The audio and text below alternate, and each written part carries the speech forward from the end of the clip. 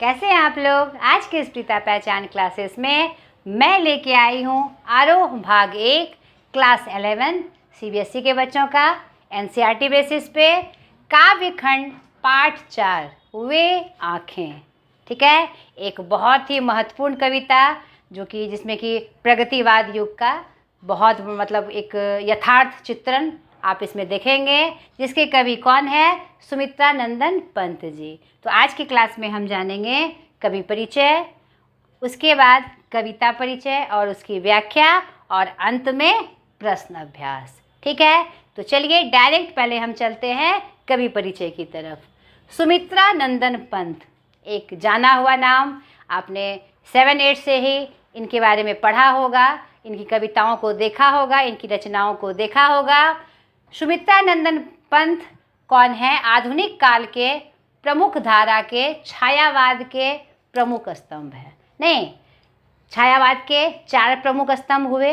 मैंने आपको बताया है इस बारे में। सूर्यकांत त्रिपाठी निराला, सुमित्रा नंदन पंत, जयशंकर प्रसाद और महादेवी वर्मा जी। तो चारों में से इनका भी एक प्रमुख नाम है। साथ ही साथ ये मानववाद के प्रमुख समर्थक हैं।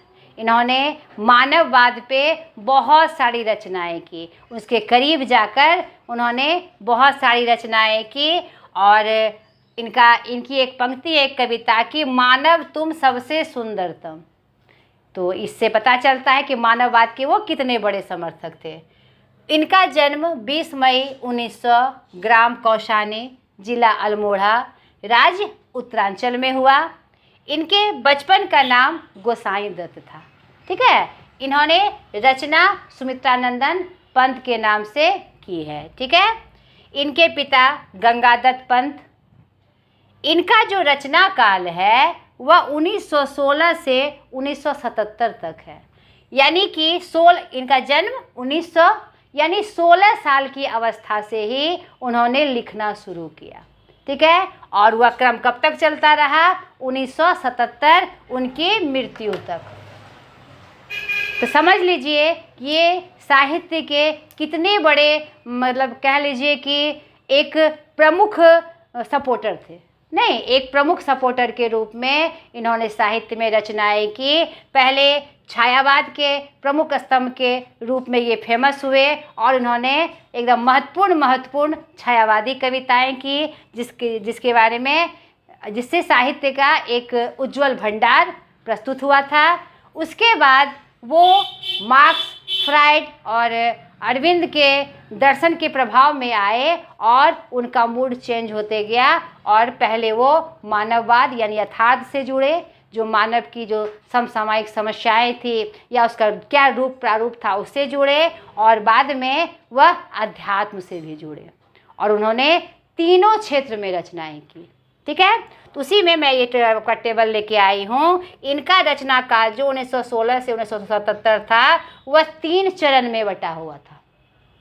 पहला चरण 1916 से 1935 छायावादी काव्य के रूप में, जो उस समय उनके युग विशेष में आधुनिक काल में जो धाराएं उसके समय में चल रही थी, तो उन्हीं के समर्थन में उन्होंने छायावादी काव्य को एक प्रमुख स्थान दिया। और उसमें उन्होंने विशेष काव्य संग्रह किए, विशेष रचनाएं की, जिसमें वीणा, ग्रंथि, पल्लव, गुंजन, ज्योत्सना बहुत प्रसिद्ध हुए, आदि बहुत प्रसिद्ध हुए, जो कि 35 तक चला। उसके बाद 1935 से 1960 में उनका दूसरा चरण शुरू हुआ, प्रगतिवादी काव्य। क्योंकि छायावाद के बाद का जो प्रमुख धारा थी आधुनिक काल की, वह क्या थी? हमारी प्रगतिवादी। प्रगतिवाद कहिए, प्रयोगवाद कहिए, दोनों का एक ही मतलब है। तो वो कैसे उस तरफ कैसे उन्मुख हुए? मैंने अभी तुरंत बताया आपको, मार्क्स एवं फ्राइड के प्रभाव में सौंदर्य चेतना से वो बाहर आए। सौंदर्य चेतना से बाहर आने का मतलब छायावादी कविताएं जो होती थी वह सौंदर्य विशेष के रूप में होती थी, नहीं कल्पनाओं पर आधारित होती थी। प्रकृति की कल्पना हो या किसी नायिका की कल्पना हो, उस बेस पे कविताएं होती थी। तो इनके प्रभाव में उस सौंदर्य बोध से वो बाहर आए और यथार्थ से जुड़े।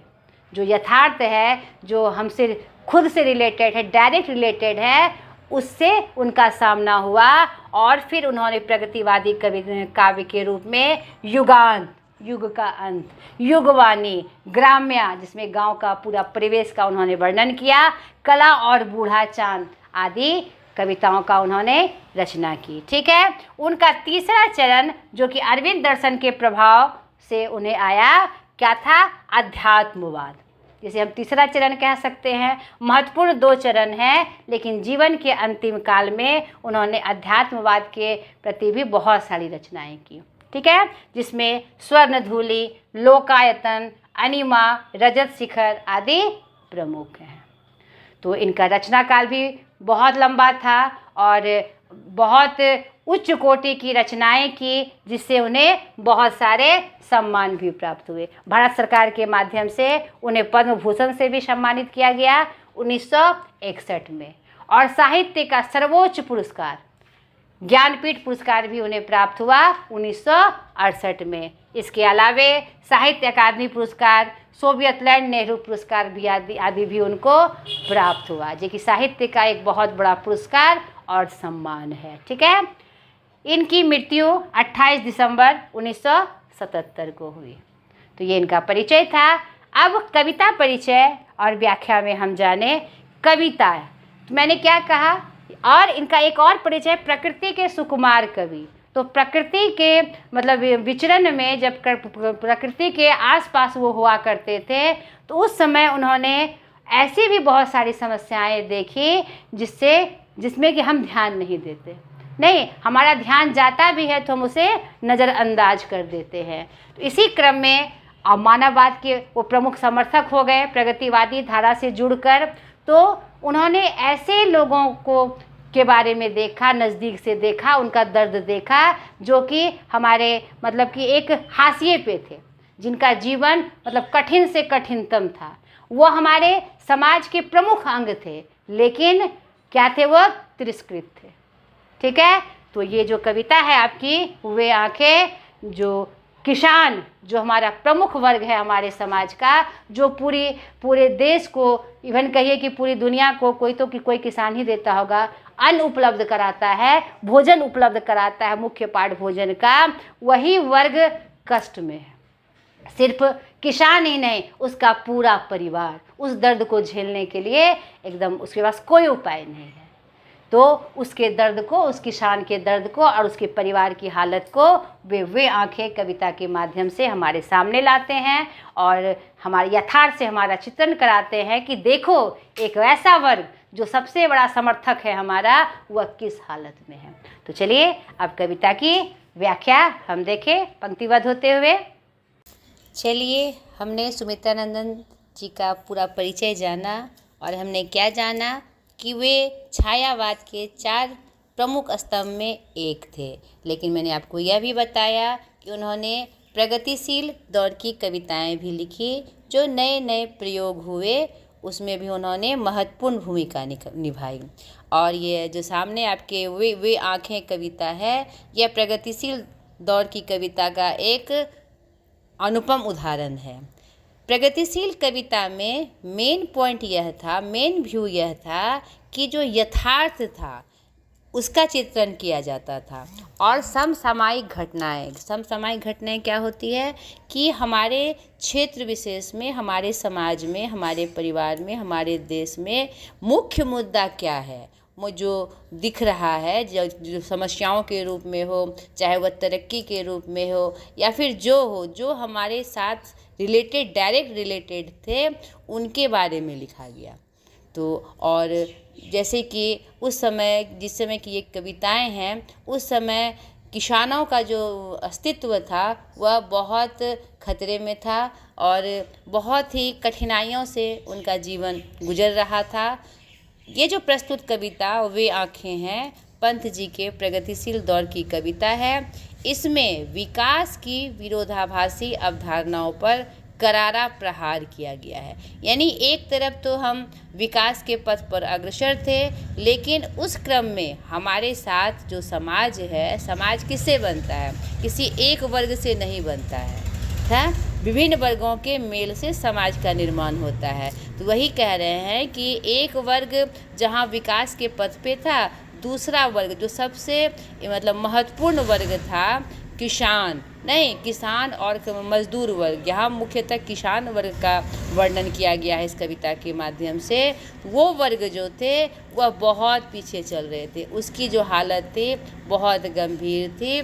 तो इसीलिए उन्होंने विरोधाभासी अवधारणाओं पर करारा प्रहार किया है कि जिस विकास की अंधी दौड़ में हम दौड़ रहे हैं उसमें जो हमारे साथी हैं वह तो बहुत पीछे रह गए।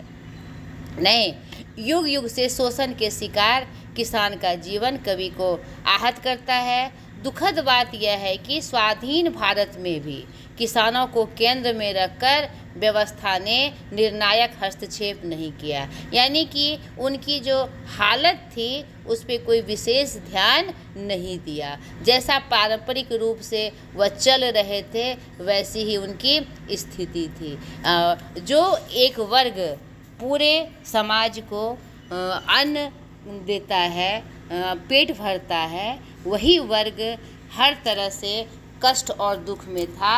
तो यह बहुत बड़ी चुनौती थी हमारे समाज। यह कविता ऐसे ही दुष्चक्र में फंसे किसानों के व्यक्तिगत एवं पारिवारिक दुखों की परतों को खोलती है और स्पष्ट रूप से विभाजित समाज की वर्गीय चेतना का खाका प्रस्तुत करती है कि आज भी इस स्वतंत्र भारत में भी हम वर्गों में बटे हैं और एक वर्ग जहाँ विकास की पथ पर है, दूसरा वर्ग क्या है, एकदम अविकसित है। यहाँ तक कि उनके खाने के भी लाले पड़े हैं। उनकी पारिवारिक जो दशा है वह एकदम से इतनी मार्मिक है जिस पे अगर ध्यान नहीं दिया जाए तो ये जो वर्ग है, जो हम जो चाहते हैं कि हमारा देश एक विकसित राष्ट्र के रूप में अपना इतिहास में नाम लिखाए और भविष्य में नाम लिखाए, तो वह संभव नहीं है, क्योंकि उस वर्ग के बिना जो एक महत्वपूर्ण वर्ग है,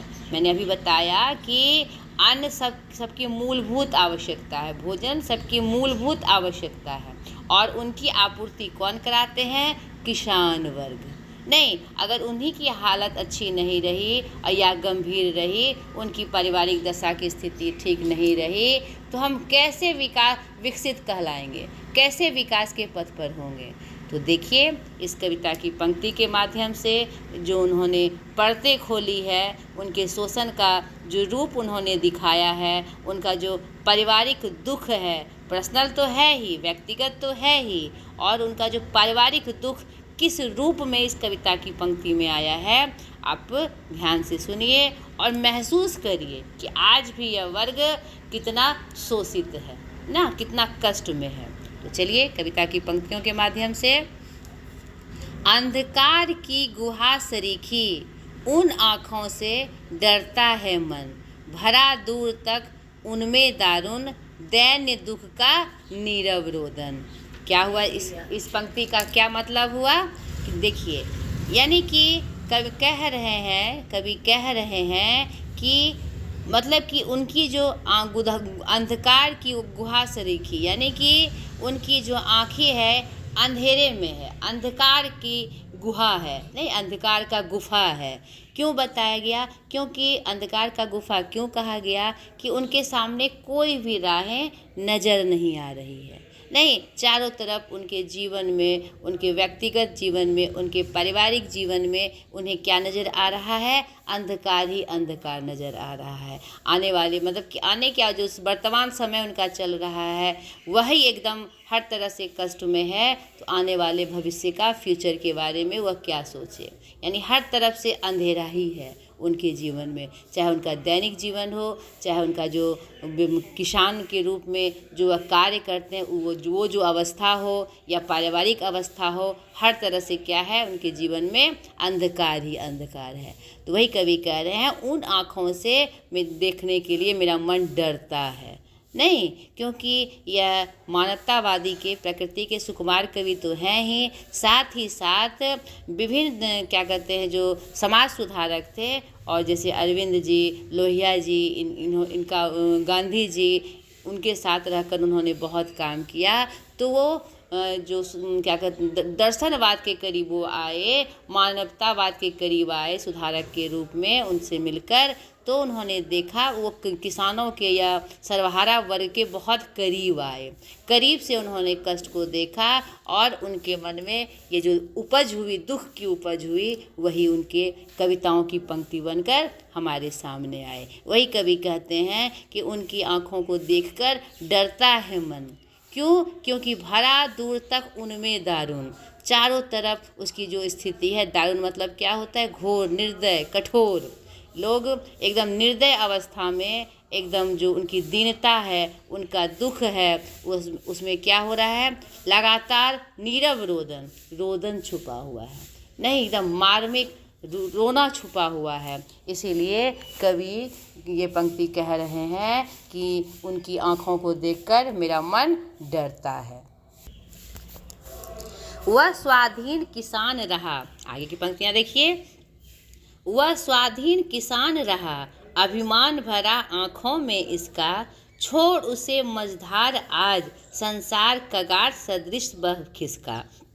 क्या कह रहे हैं? देखिए छोटी सी पंक्ति में, 4 पंक्ति में सारी दशा वो बता रहे हैं कि स्वाधीन होने के बाद, स्वतंत्रता प्राप्त करने के बाद भी उसमें खुशी थी, अभिमान था कि चलो भाई अब जो हमारी स्थिति है अब सुधरेगी। नहीं, अब हम स्वतंत्र हो गए हैं, अब मुझे भी वो अधिकार प्राप्त होंगे, मेरे परिवार को वो अधिकार प्राप्त होंगे जो जीने के लिए जो संविधान बनाए गए हैं, स्वतंत्रता के बाद जो हमारा नीति बना है देश का, उसमें क्या होगा? हमें भी सारे अधिकार प्राप्त होंगे और जो हमारा जीवन यापन है वह क्या होगा? उसका स्तर बढ़ेगा, खुशियाँ आएंगी, सुख आएंगे। तो उनके मन में एक अभिमान आया अपनी स्वतंत्रता को लेकर, लेकिन स्थिति क्या हो गई? छोड़ उसे मझधार आज एक वर्ग उसे मझधार में छोड़कर क्या है? संसार कगार सदृश वह खिसका, मतलब कि उससे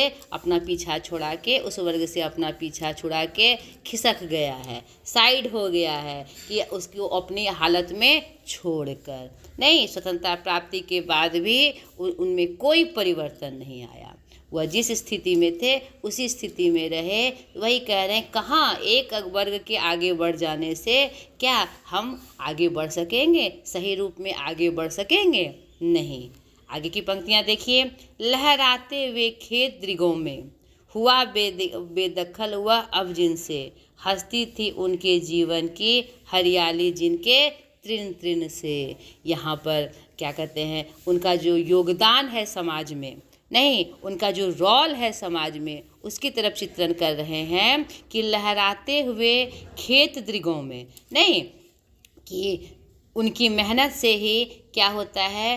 खेत लहलहाते हैं, फसल उगती है। नहीं, हुआ बेदखल हुआ अब जिनसे, यानी कि उनका क्या किया गया? जिस खेत में वो मेहनत करते हैं, हरियाली लाते हैं, वह खेत भी उनका अपना नहीं रहा, वह भी किनके हाथों में आ गया? जमींदार के हाथ में आ गया। उनके पास ऐसी ऐसी बंदिशें लगाई गई, ऐसे ऐसे रूप में उनके सामने ज़िंदगी आई कि जिस लहराते मतलब जो खेत थे जहाँ पर वह अपना अन्न उपजाते थे, वह भी उनका अपना नहीं रहा, उससे भी उसको क्या किया गया? बेदखल कर दिया गया। क्योंकि ऐसे कार्य प्रणाली आई, यानी कि शुरू से हम जानते हैं कि शोषण के शिकार में वह खेतों की बीज की व्यवस्था के लिए या फिर हल की व्यवस्था के लिए उनकी आर्थिक स्थिति इतनी कमज़ोर है कि वह ज़मींदारों से मतलब जो कर्ज देते हैं उनसे कर्ज लेते हैं और उनकी स्थिति में कोई परिवर्तन नहीं होने के कारण वह उन्हें समय पर वह कर्ज नहीं लौटा सकते। तो उससे क्या होता था कि जो ज़मींदार थे, जो कर्जदार थे, वह उनसे उनकी ज़मीन ही लिखवा लेते थे, नहीं या फिर एक कंडीशन लगा देते थे कि 3 भाग मेरा 1 भाग तुम्हारा।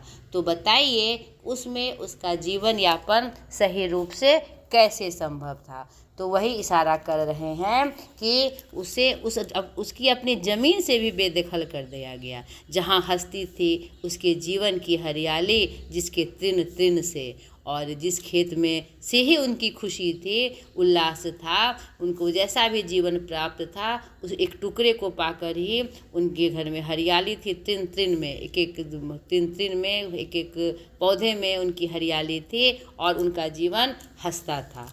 नहीं तो आगे देखिए, आगे की पंक्तियाँ बहुत ही मार्मिक। आँखों ही में घूमा करता वह उसकी आँखों का तारा, कारकुनों की लाठी से जो गया जवानी ही में मारा। यहाँ पर उनके कोई सपने नहीं हैं। उनका जो जीवन पूरा जीवन है वह कठिनता में, शोषण में, विवशता में बीतता है। नहीं, आँखों का तारा जो बहुत प्यारा उसके बच्चे के लिए यह प्रस्तुत है। उनके जो बच्चे हैं वह उनका जो आँखों का तारा है वह आँखों में ही घुमा करता है। कहने का मतलब कि वह सिर्फ सोच के ही रह जाते हैं, वह दिवा स्वप्न देखकर ही रह जाते हैं कि यह जो हमारा बेटा है, जो हमारी आँखों का तारा है, आगे बढ़े, नहीं मेरी तरह नहीं रहे, तरक्की करे, या किसी हर क्षेत्र में तरक्की करे। लेकिन यह बातें सिर्फ आँखों में ही उनके रह जाती है, यानी दिवा स्वप्न के रूप में खाली सोच के ही रह जाते हैं। कारकुनों की लाठी से जो गया जवानी में ही मारा। कारकुनों का यहाँ मतलब क्या होता है? जमींदारों के कारिंदे। नहीं, जमींदार के जो स्टाफ होते हैं उन्हें कहा जाता है कारकुनों, क्योंकि वह जवानी उनकी लाठी से, यानी कि जो कष्ट का मार है, उनका जो शोषण है, उसकी मार से वह जवानी में ही क्या होता है? मारा जाता है। नहीं, उनके जो बच्चे की स्थिति है वह भी सुरक्षित नहीं है, उसका भी कोई भविष्य नहीं है। इस तरफ कवि इशारा कर रहे हैं। आगे की पंक्तियां देखिए। बिका दिया घर द्वार, महाजन ने न ब्याज की कौड़ी छोड़ी, रह आँखों में चुभती वह कुर्क हुए बर्धों की जोड़ी। आगे की पंक्तियाँ देखिए और कितनी मार्मिक है कि वो जो कर्ज लेते हैं उस पे ऐसे मतलब ऐसे इस रूप में उनको ब्याज दिया जाता है, ऐसे कंडीशन, इस शर्त पे ब्याज दिया जाता है कि ज़मींदारों की पूरी तैयारी क्या रहती है, उनका सारा कुछ हथिया ले, क्योंकि वह जानते हैं कि वह इस कंडीशन को पूरा नहीं कर पाएगा। फिर भी उनके सामने ऐसी शर्तें लगाई जाती है और ब्याज के रूप में, मतलब कि अजीब तरह की शर्तें लगाई जाती है जिसे किसान पूरा कर ही नहीं सकता, या कर्जदार देने वाला भी, जो कर्ज देता है वह भी यह जानता है, उसका पूरा घर द्वार तक बिक जाता है। बिका दिया घर द्वार, महाजन ने ब्याज की एक एक कौड़ी नहीं छोड़ी, चाहे उसकी स्थिति जैसी भी हो, उसकी नहीं छोड़ी। और यहाँ तक कि रह आँखों में चुभती हुआ कुर्क हुए बर्धों की जोड़ी, यहाँ तक कि जो उन पशु जो खेत में उसकी सहायता करते थे, बर्धों मतलब क्या होता है? बैल। नहीं, तो कुर्क करके यानी नीलामी करके वह उनके जो किसानी में उसकी सहायता करते थे वह भी नीलाम कर दिया जाते हैं। जो बहुत कष्ट से वह बैल की जोड़ी अपने जमा पूंजी से बचा के, ताकि क्योंकि उनका तो और कोई पैसा है नहीं, खेती ही उनका पैसा है, तो खेती के लिए जो ज़रूरत के सामान होते हैं बैल के रूप में, उन्हें बहुत हर प्रकार की सुविधाएं भी नहीं प्राप्त होती, क्योंकि उनकी आर्थिक अवस्था इतनी कमज़ोर होती है कि वह खेती के लायक जो उपकरण है वह खरीद ही नहीं सकते। तो बताइए कितना मार्मिक यह रूप है कि उनके जो खेत में सहायक होते थे, बैल की जोड़ी जो थी, दो बैल जोड़ी मतलब दो बैलों की जोड़ी जो खेत में उसके सहायक हुआ करते थे, उसे भी नीलाम कर दिया जाता है, कुछ भी उनके पास नहीं बचता है। आगे की पंक्तियाँ। उजड़े उसके सिवा किसे कब, पास दुहाने आने देती, वह आँखों में नाचा करती, उजड़ गई जो सुख की खेती। वो जो क्या कहते हैं, उजड़ी उसके सिवा किसे कब, उसके पास जो गाय थी जिसे किसी को दूहने के लिए पास नहीं आने देती, वह भी उजड़ जाती है, वह भी कोई और ले जाता है, वह भी उसके पास नहीं रहती। आँखों में नाचा करती, उजड़ गई जो सुख की खेती। अब जो उसकी सुख का समय था, जिस खेती को कर किसानी को कर वह सुख पाते थे, एक संतोष पाते थे, वह भी क्या हो गई? उजड़ गई। वो छोटी सी सुख जो था, उसके जीवन में जो सुख की कड़ी बनकर था, वह भी क्या हो गया, उजड़ गई। अब सिर्फ आँखों में उसकी याद बची है, सिर्फ आँखों में नाचा करती है कि इस खेत पे हम काम करते थे, ऐसा हमारा जीवन था। वह सुख भी उसके साथ क्या होता है, उजड़ जाता है। नहीं, बताइए कैसी उनकी अवस्था है, और इस पे ध्यान देने वाला कोई नहीं। अब आगे की पंक्तियों में देखिए, उसके पारिवारिक दशा का मार्मिक वर्णन किया गया है कि क्या उनकी अवस्था है। बिना दवा दर्पण के घरनी, घरनी मतलब घरवाली को कहा जाता है। उनकी जो घरवालियाँ होती है, उनकी जो पत्नियाँ होती है, उसके बारे में कवि संकेत कर रहे हैं कि बिना दवा और दर्पण के, यानी देखभाल के, बिना दवा के स्वर्ग चली आंखें आती भर। यानी कि उनकी ऐसी अवस्था है कि बीमार पड़ने पर उनकी पत्नी, अपनी पत्नी के लिए वह दवा दारू की भी व्यवस्था नहीं कर सकते। अच्छे भोजन की एकदम जो उनके लिए ज़रूरी है, उसकी व्यवस्था वह नहीं कर सकते, और वह असमय ही कहाँ चली जाती है, स्वर्ग चली, यानी मृत्यु को प्राप्त हो जाती है। आंखें भरती है, किसी अपने के जाने से कैसी हालत होती है, लेकिन वहाँ पर भी इतने बड़े दुख को भी वह अपना उजागर नहीं कर सकते। आंखें भरती है, उनकी आंख भरकर वह विवश होकर रह जाते हैं। इतनी मतलब कि इतनी दुखद दशा उसके परिवार की होती है। देख रेख के बिना दूध मुही, बिटिया 2 दिन बाद गई मर। और आगे की पंक्तियाँ देखिए, एकदम रुलाने को विवश करती है। माँ के मरने पर, यानी घरवाली के मरने पर, शायद उसने बेटी को जन्म दिया था देख रेख के बिना, और माँ के बिना उसकी देख रेख कौन करेगी।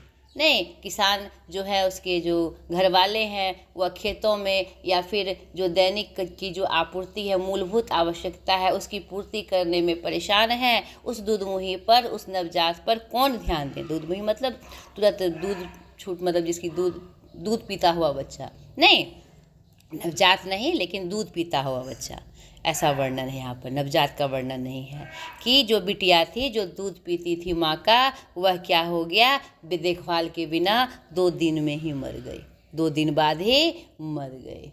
और उस कष्ट को देखने वाला कोई नहीं, उस अवस्था को से उबारने वाला कोई नहीं। ऐसी स्थिति है हमारे किसान के परिवार की, जो अपने आप में यहाँ पर घिन आती है। क्या कहते हैं, एक वर्ग जो हमारा क्या कहते हैं, इस हाशिए पे खड़ा है, और हम एक विकसित राष्ट्र बनने के क्रम में हैं।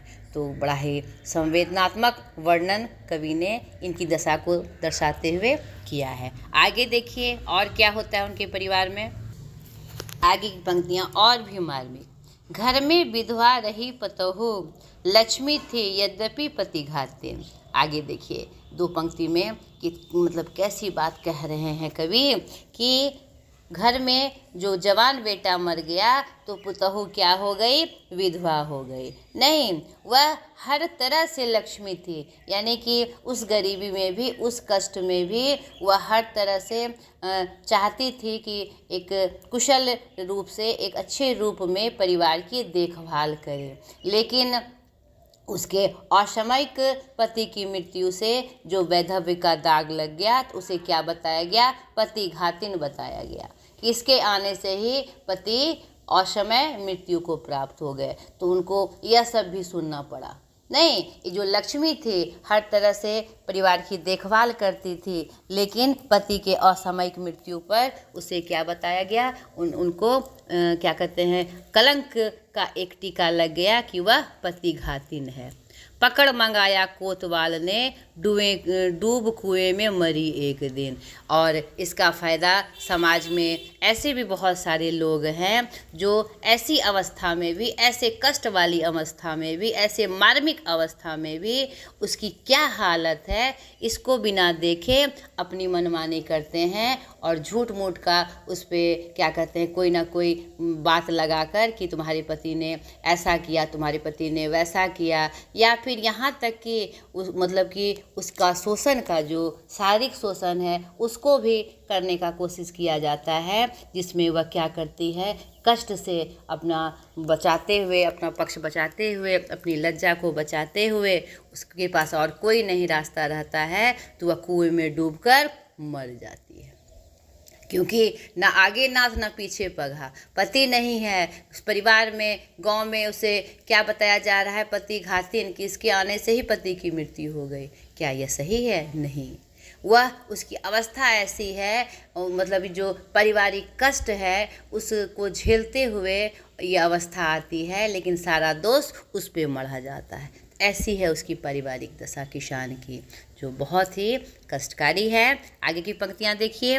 खैर पैर की जूती जोरू ना सही एक दूसरी आती, पर जवान लड़के की सुधकर सांप लौटते फटती छाती।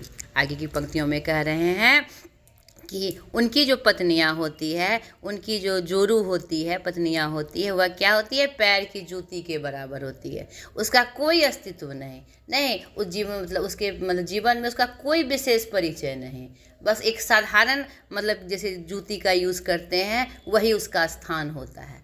उसका यहाँ पर इस पंक्ति के माध्यम से उनके परिवार की जो औरतें हैं, जो स्त्री का जो रूप है, उसके तरफ वो संकेत कर रहे हैं कवि हमारे, कि पैर की जूती है ना सही एक चली गई, कुएं में डूब गई तो भी उसका कोई खास, मतलब किसी को विशेष चिंता नहीं है इस बात से। एक जीवन चला गया लेकिन इससे भी किसी को कोई खास मतलब नहीं है। एक गई दूसरी आएगी, लेकिन वह जो जवान लड़का असमय ही मृत्यु को प्राप्त हो गया, उसको याद कर कर उसके छाती पे क्या होते हैं, सांप लौटते हैं, छाती फटती है। यानी मतलब दुख का मतलब भंडार जो उनके शरीर में, उनके छाती में है, उनके मन में है, वह फूट पड़ता है अपने बच्चे को, उस जवान लड़के को याद कर। अंतिम की 4 पंक्तियाँ। पिछले सुख की स्मृति आँखों में, क्षण भर एक चमक है लाती, तुरंत शून्य में गड़ वह चितवन, तीखी नोक सदृश बन जाती। कभी कभी जब उन्हें याद आता है कि जो पिछला सुख था, कि एक खेत का टुकड़ा था, बैल के 2 जोड़ी थे, और वह क्या कहते हैं, खेती के माध्यम से अपने परिवार का भरण पोषण करते थे। एक जवान बेटा था, बहू थी, पत्नी थी, एक बच्ची थी, नहीं यानी उन सब बातों को याद करके वह थोड़ा सा खुश होते हैं। ये जो उनका सुख था, यह उनको जो आँखों में आती है तो क्षण भर के लिए उनकी आँखों में चमक आ जाती है कि ऐसा भी जीवन हमने जिया था, कितने खुशहाल थे हम, कम ही पैसा था, आर्थिक रूप से कमज़ोर होने के बाद भी सुख तो था, एक साथ तो थे नहीं, लेकिन तुरंत वह शून्य में चला जाता है। वह जो चमक है, वह जो यादें हैं, तुरंत वह गढ़ के शून्य में चली जाती है, उसके हृदय में एकदम अंदर तक धंस जाती है, क्योंकि उसे ऐसा लगता है उसके बाद का जो रूप उनके सामने आया तो वह तीखी नोक की तरह उन्हें चुभाती है। नहीं, वह तीखी नोक जो जिसे चुभाने से दर्द होता है, वह तीखी नोक की तरह बन जाती है और उन्हें लगातार कष्ट में चुभोती रहती है। यहाँ पर इन अंतिम पंक्तियों में और भी जो उनकी स्थिति थी, जो कारुणिक स्थिति है उनकी, उनका वर्णन करके उन्होंने यह स्पष्ट कर दिया कि क्या उनकी स्थिति है। हाँ, परिवार के जाने के बाद भी वह विवश है कि वह कुछ ना बोल सके, क्योंकि उसको सुनने वाला, उसको देखने वाला कोई नहीं है। ऐसी उनकी स्थिति है। तो बड़ा ही मार्मिक वर्णन उन्होंने किसान परिवार का किया। मैंने आपको पूरी व्याख्या इसकी बताई। तो अब 2 पार्ट पूरा हुआ, कवि परिचय और आपका कविता परिचय। अब हम अभ्यास के माध्यम से देखें कि अभ्यास के माध्यम से और किस विषय वस्तु की तरफ हमारा इशारा किया जा रहा है। ठीक है, चलिए प्रश्न अभ्यास की तरफ। चलिए अभ्यास में हम देखें, पहला, कविता के साथ में पहला, अंधकार की गुहा सरीखे उन आँखों से डरता है मन। और उसके बाद कुछ प्रश्न दिए गए हैं इसी संदर्भ में, इसी पंक्ति के संदर्भ में।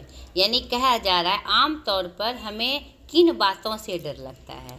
तो आमतौर पर आप हम किस बातों से डरते हैं? उन बातों से डरते हैं कि जो हमारी जो दशा है, क्या कहते हैं, जब हम कोई हमारे साथ कुछ घटना घटती है या फिर हम जो अपना जीवन जीते हैं उसमें जो दुख की घड़ी आती है, तो उन बातों को सोचकर आमतौर पर उनसे हम डरते हैं कि यह फिर हमारे जीवन में नहीं दोहराई जाए, यह सब बातें हमारे जीवन में फिर से क्या है, नहीं आए। उन बातों से हम आमतौर पर डरते हैं। ख नंबर, उन आँखों से किसकी ओर संकेत किया गया है। यहाँ पर कविता के माध्यम से हमने देखा व्याख्या में कि उन आँखों से किसकी ओर संकेत किया गया है, किसानों की ओर।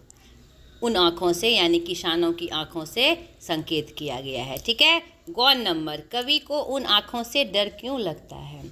तो यहाँ पर हमने व्याख्या में स्पष्ट देखा कि कवि को उन आँखों से डर इसलिए लगता है क्योंकि उनकी जो स्थिति है, उनकी जो हालत है, जो उनकी मनोदशा और शारीरिक दशा है, वह उनकी आँखों को देखकर इसलिए डरते हैं क्योंकि उनके सामने अंधकार ही अंधकार है। कोई सपने नहीं है, कोई प्लान नहीं है उनके जीवन का। उन्हें कहीं से अपने जीवन के लिए या अपने परिवार के जीवन के लिए रास्ता नहीं दिखता।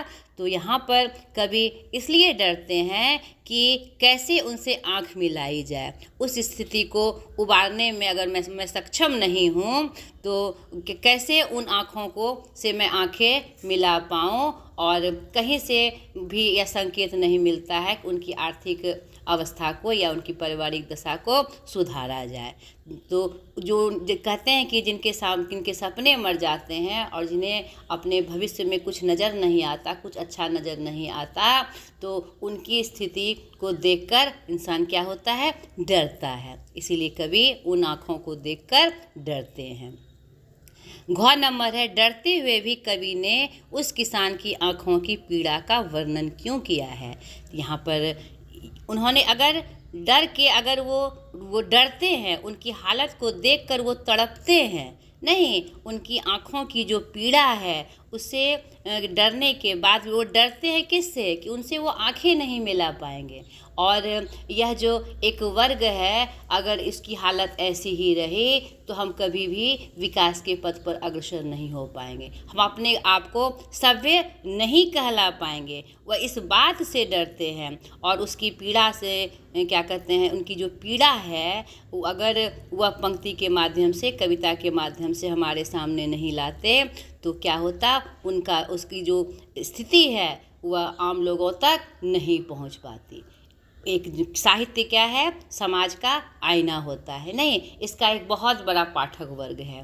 तो इसीलिए उनकी आँखों से वह डरते हैं कि उसका कोई भविष्य नहीं है, उनके सपने मर गए हैं, उनके जीवन में अंधकार ही अंधकार है। उनकी स्थिति को देखकर वो डरते हैं नहीं, और उनकी आँखों की पीड़ा का वर्णन वो इसलिए करते हैं कि अगर यह पीड़ा आम जनों तक नहीं पहुंची, मुख्य लोगों तक नहीं पहुंची, तो इस स्थिति को वह लगातार झेलते रहेंगे, जो कि उचित नहीं है। नहीं, हमें जो अधिकार प्राप्त हैं संविधान के माध्यम से कि क्या सबको जीना, नहीं सबका साथ, तो वह सही रूप से पूर्ण नहीं हो पाएगा। इसीलिए उनकी पीड़ा का वर्णन करते हैं। लास्ट है, यदि इन आँखों से नहीं डरता क्या तब भी यह कविता लिखता। नहीं, अगर उन्होंने करीब से उनकी हालत को नहीं देखते वो, और जब अगर ये एहसास ही नहीं होता कि उनकी क्या स्थिति है, उनकी आँखों से नहीं डरते वो, आँखों से नहीं डरते का मतलब उनकी जो वास्तविक स्थिति का वर्णन वो करते हैं कि उनके सामने अंधकार ही अंधकार है, कहीं से कोई राह नहीं है। इस स्थिति का वर्णन करने मतलब कविता में वो स्टार्टिंग में ही उनका वर्णन करते हैं। तो अगर उनकी हालत को वो नहीं समझते और तो ये कविता की पंक्तियाँ कहाँ से बनती। उन्होंने उन्हें देखा और उनके कष्ट को अंदर से महसूस किया और उनको यह लगा कि नहीं, यह जो हाशिए पेन की ज़िंदगी है, जो कठिनतम ज़िंदगी है, उसका वर्णन होना चाहिए। नहीं, इसीलिए उन्होंने कविता लिखी। दूसरा प्रश्न है, कविता में किसान की पीड़ा के लिए किन्हें जिम्मेदार बताया गया है। तो यहाँ पर हमने देखा कविता की पंक्तियों के माध्यम से उनकी यह जो पीड़ा है उसका मुख्य जिम्मेदार तो वह क्या कहते हैं जमींदार है और उनके स्टाफ हैं जो उन्हें कर्ज देकर एक तरफ तो वह सोचते हैं कि हमने उसकी सहायता की, लेकिन उस सहायता की आड़ में उसका सब कुछ वह लूट लेते हैं। नहीं, और हम भी यानी कि वह सब लोग जो क्या कहते हैं विकास की दौड़ में आगे बढ़ने की कोशिश में हैं, वह भी उनके लिए दोषी है, क्योंकि स्वाधीनता के बाद भी उन पर कोई विशेष ध्यान नहीं दिया गया। तो वह वर्ग भी दोषी है किसान की इस स्थिति के लिए, वह वर्ग भी जिम्मेदार है किसान की पीड़ा के लिए। ठीक है। तीसरा प्रश्न है, पिछले सुख की स्मृति आँखों में क्षण भर एक चमक है लाती। इसमें किसान के किन पिछले सुखों की ओर संकेत किया गया है? तो हमने अंतिम की पंक्तियों में देखा था कि पिछले सुख की स्मृति मतलब एक समय था उसके पास एक खेत थे, मतलब छोटा टुकड़ा ही था, एक खेत थे, एक जोड़ी क्या कहते हैं बैल थे जो किसानी में खेती में उसकी सहायता करते थे, एक गाय थी, नहीं, और एक भरा पूरा परिवार था, पत्नी थी, बच्चे थे, बेटे थे, बहू थी। उस स्मृति को याद करके कि क्या कहते हैं थोड़ी देर के लिए उनकी आँखों में क्या होती है, चमक आ जाती है। नहीं, यही जो उनका पिछला सुख था इसी की तरफ कवि संकेत कर रहे हैं। उनको थोड़ी देर के लिए जो सुख था उनका अचानक से स्मृति में आती है। तो स्पष्ट हो गया ये। 4 नंबर प्रश्न है, संदर्भ सहित आशय स्पष्ट करें।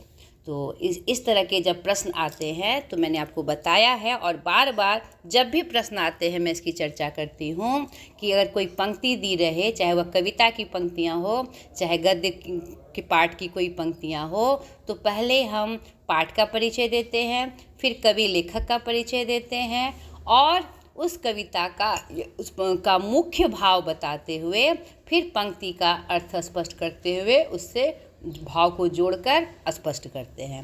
ठीक है। आशय स्पष्ट करना हो, भाव स्पष्ट करना हो, अर्थ स्पष्ट करना हो तो हम ऐसा करते हैं। तो देखिए, जैसे उजड़ी उसके सिवा किसे कब पास दुहाने आने देती। तो यहाँ पर यह पंक्ति हमारी पाठ्य पुस्तक किससे ली गई है? वे आँखें कविता से ली गई है जिसके कवि सुमित्रा नंदन पंत जी हैं। इस कविता में किसान की जो स्थिति है उसका वर्णन इसमें कवि ने किया है, बहुत ही मार्मिक वर्णन उन्होंने किया है। तो उसी संदर्भ में यह पंक्ति आई है कि उनका सब कुछ उजड़ जाता है, नहीं, अपना जीवन की व्यवस्था करने में और जो वो कर्ज लेते हैं किसान करने के लिए जो कर्ज लेते हैं तो उनकी जो क्या ऐसी हालत हो जाती है कि कर्ज नहीं चुका सकते, तो उनके गाय बैल भी क्या हो जाते हैं, नीलाम हो जाते हैं, बिक जाते हैं। उसी संदर्भ में यह पंक्ति आई है कि उनके पास जो गाय है उसके सिवा किसे कब पास दुहाने आने देती, कि क्या उनकी जो अपनी गाय है उनको किसान से बहुत प्रेम है उस गाय को, लेकिन बिक जाने के बाद वह भी यहाँ पर दिखा रहे हैं कि उजड़ गई, या वह गाय भी चली गई, उजड़ गई, जो उसके अलावा किसी को दुहने नहीं देती थी। यानी जो कभी अपनी थी, अपनी गाय थी, जिसे कहते थे कि मैं एक गर्व के साथ किसान कहता था कि मेरे अलावा किसी को दुहने दे ही नहीं सकती, वह गाय भी क्या हो गई, उनके पास से उजड़ गई। ठीक है। ख नंबर, घर में विधवा रही पुतहु लक्ष्मी थी यद्यपि पति घातिन। तो यह भी आपको स्पष्ट करना है। प्रस्तुत पंक्ति हमारे पाठ्य पुस्तक वे आँखें कविता से ली गई है जिसके कवि सुमित्रा नंदन पंत जी हैं। उन्होंने इस कविता के माध्यम से किसान की जो स्थिति है, जो मार्मिक स्थिति है और जो उसके परिवार की जो दशा है, नहीं, पारिवारिक जो दुख है उसका वर्णन इस कविता के माध्यम से उन्होंने किया है। उसी संदर्भ में उनकी ये जो पंक्ति आई है उनके बहू के रूप में आई है कि बेटा के असमय मृत्यु होने के बाद जिसके जिम्मेवार कौन थे, वो जमींदार के स्टाफ थे। उसके मरने के बाद जो उसकी पुतहू की हालत बद से बदतर हो जाती है, क्योंकि उस पर कोई ध्यान देने वाला नहीं है। उसे कलंक के रूप में परिभाषित किया जाता है कि घर में एक तो वैधव्य का दुख, बेटा के असमय मरने पर वह विधवा हो जाती है। वह लक्ष्मी थी, यानी कि पूरे घर की देखभाल करती थी, हर तरह से ख्याल रखती थी, लेकिन पति की असमय मृत्यु से उसे पूरी दुनिया, पूरा समाज क्या कहता है, पतिन घातिन के नाम से कलंकित करता है। और यह सुनने के लिए और इस अवस्था को झेलने के लिए वह विवश है, उसके पास कोई रास्ता नहीं है। ठीक है। गौन नंबर, पिछले सुख की स्मृति आँखों में क्षण भर एक चमक है लाती, तुरंत सुनने में गढ़ व चितवन तीखी नोक सदृश बन जाती। तो व्याख्या में हमने देखा ये कविता की अंतिम पंक्तियां हैं। तो प्रस्तुत पंक्ति हमारे पाठ्य पुस्तक काव्यखंड के वे आंखें कविता से ली गई है, जिसके कवि सुमित्रानंदन पंत जी हैं, जिसमें उन्होंने किसान के जो स्थिति है, जो मार्मिक कष्ट है, उनका वर्णन किया है, और साथ ही साथ किसान के जो परिवार हैं उसका दुख का वर्णन भी इस कविता के माध्यम से हमें प्राप्त होता है। तो यह अंतिम की पंक्तियां हैं जिसमें सार के रूप में उन्होंने, उपसंहार के रूप में उन्होंने बताया है कि पिछला सुख, यानी कि उनका सब कुछ उजड़ जाता है। जो एक वर्ग है जो हमें अन्न की आपूर्ति करते हैं, उनका अंततः देखते हैं कविता में कि उनका सब कुछ उजड़ जाता है और सब कुछ खत्म हो जाता है। परिवार, उनका अपना अस्तित्व, दो बैल जो उनके किसानी में सहायता करते थे, गाय, सब कुछ, पत्नी, बच्चे सब लुट जाते हैं। फिर भी कुछ देर के लिए उसके मन में यह स्मृति आती है कि आहा, खेत थे, कि हरियाली थी, उसमें मैं खटता था और परिवार था, पत्नी थी, बहू थे, बेटे थे, पोती थी, कितना सुंदर हमारा परिवार था। वह स्मृति आने से थोड़ी देर के लिए, क्षण भर, थोड़ी देर के लिए उनकी आंखों में एक चमक आ जाती थी। उसको याद को कर कर, अपने परिवार को, अपने हालत को याद कर कर थोड़ी देर के लिए ही वह चमक बनकर उनके सामने आती थी। लेकिन फिर उसके बाद जो उनके साथ बीता, सब कुछ छीनने के बाद जो उसकी स्थिति हुई, तो वह उनके चित्त में वह जो चमक थी अंदर तक गड़ जाती है, एकदम शून्य में चली जाती है और एक तीखी नोक की तरह उसे मतलब चुभोती है, दर्द देती है। मतलब थोड़ी देर, क्षण भर के लिए वह सुख आता है, लेकिन बाद में वह क्या बन जाती है, एक तीखी नोक सदृश हथियार बन जाती है जो उसे लगातार दुख और कष्ट देती है। ठीक है, ये इसका वर्णन था। 5वां, घर में विधवा रही पुतहु, खैर पैर की जूती, जोरू एक ना सही दूजे आती। इन पंक्तियों को ध्यान में रखते हुए वर्तमान समाज और स्त्री पर एक लेख लिखे।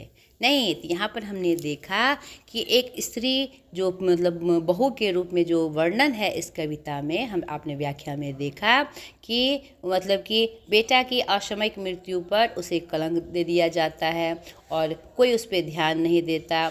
और बाद की पंक्तियों में क्या बताया जाता है कि खैर वह तो पैर की जूती के बराबर थी, उसका तो कोई अस्तित्व था ही नहीं, जैसा पहले था अभी भी वही स्थिति है। पहले भी वो ताने सुनती थी, कष्ट झेलती थी, अभी भी वही स्थिति है। नहीं, एक जाति दूसरी आती नहीं। तो इस पंक्तियों के माध्यम से एक जो स्त्री है, नहीं वो किसी वर्ग की हो, है क्या स्त्री, तो आपको वर्तमान समाज में चाहे एक वर्ग में ही जो स्त्री की स्थिति है, जो घरेलू हिंसा और जिसको नकारा समझा जाता है, यानी उसका कोई वैल्यू नहीं, कोई अस्तित्व नहीं, तो आपको इस विषय पर एक लेख खुद से तैयार करना है, ताकि आप समझते हुए, आप समाज में देखते होंगे, सुनते होंगे, तो उस पर उनकी क्या स्थिति है वर्तमान में, यह लेख आपको खुद से तैयार करना है। ठीक है, तो कविता के आसपास किसान अपने व्यवसाय से पलायन कर रहे, इस विषय पर परिचर्चा आयोजित करें तथा कारणों की भी पड़ताल करें।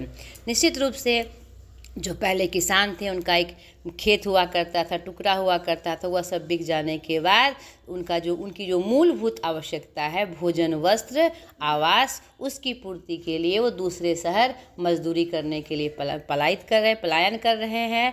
नहीं तो उनका जो जीवन है वह भी समाप्त होने के कगार पर है, इसलिए वह पलायन कर रहे हैं। और भी क्या कारण हैं और जो उसकी स्थिति है उसके बारे में थोड़ा सा जानकारी प्राप्त करके आपको इस विषय पर परिचर्चा करनी है। ठीक है, ज़रूर से करनी है, ताकि उनकी जो स्थिति है इस कविता के माध्यम से जो आपको विषय वस्तु प्राप्त हुई उसके बारे में आपको विशेष जानकारी हो सके। तो आज मैंने पूरा अभ्यास आपको बताया। थोड़ा लंबा ये वीडियो बन गया, लेकिन चलिए कोई बात नहीं। तो आज तक के लिए इतना ही। अगले वीडियो में मैं एक नए अभ्यास के साथ प्रस्तुत होंगी। आज तक के लिए इतना ही। बाय।